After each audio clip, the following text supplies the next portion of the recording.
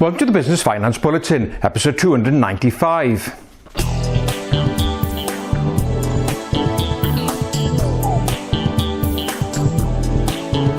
Welcome again to the latest Business Finance Bulletin. With me, Rob Warlow from Business Loan Services, the commercial finance experts. Well, here I am again with another coronavirus special. Not much else going on really, is there? So in this bulletin, I'll be looking at Funding Circle joins the Coronavirus Business Interruption Loan Scheme panel, CBILS progress and latest changes to the scheme, and information required to apply for a CBILS facility.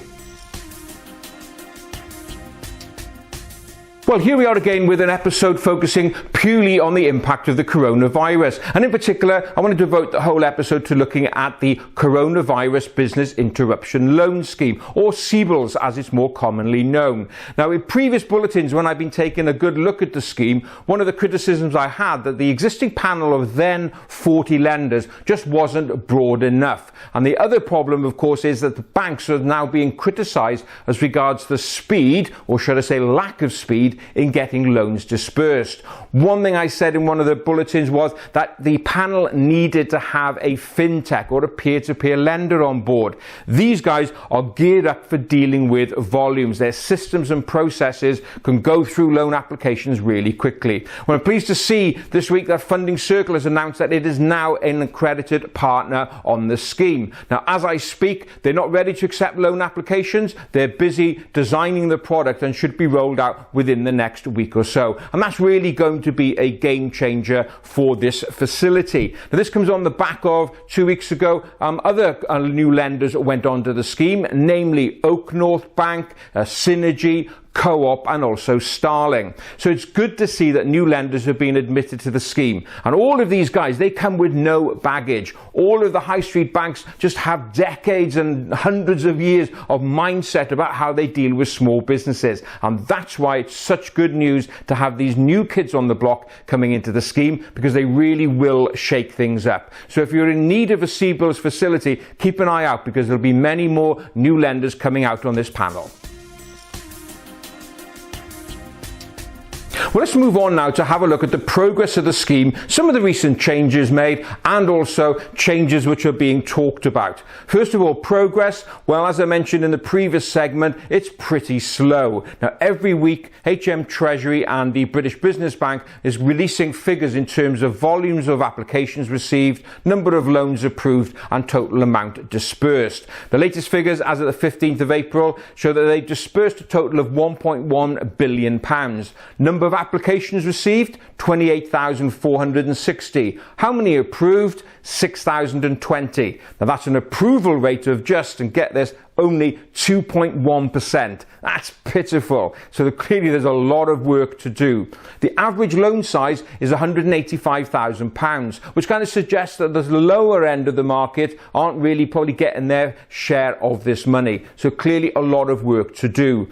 Now, a couple of changes. First of all, big changes happened here. Larger firms can now access the scheme as well. So if a business is turning over from £45 million up to £250 million, they are now eligible to apply for a loan up to a maximum of £50 million. Now, one change that's been talked about, and there's a lot of pressure coming, is the fact that at the moment banks are only got a guarantee from the government up to 80%.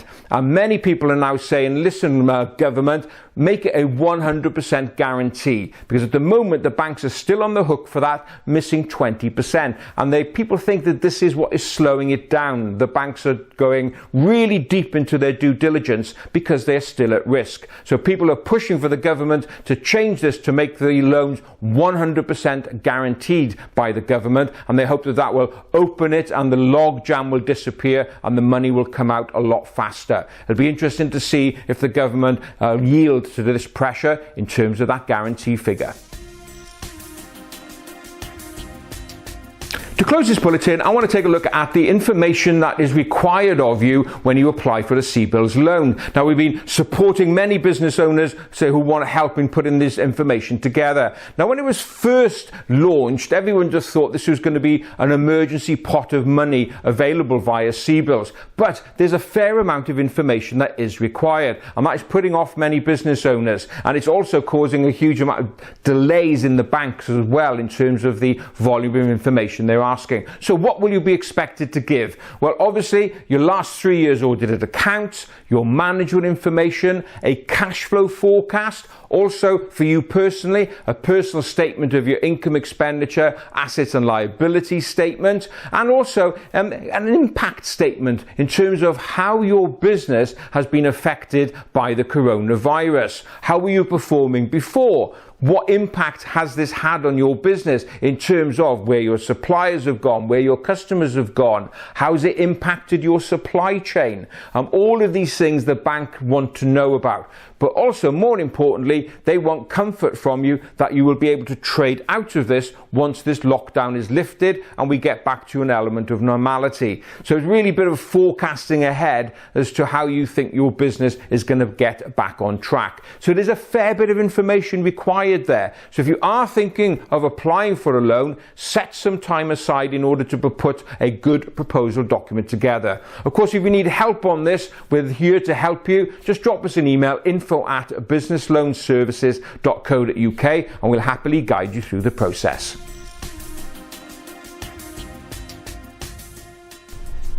Well, that's it for another bulletin. I hope you found it useful, and if you did, please don't forget to give it a like and a share. So that's it. Look forward to being with you next time. In the meantime, have a great, successful and profitable week.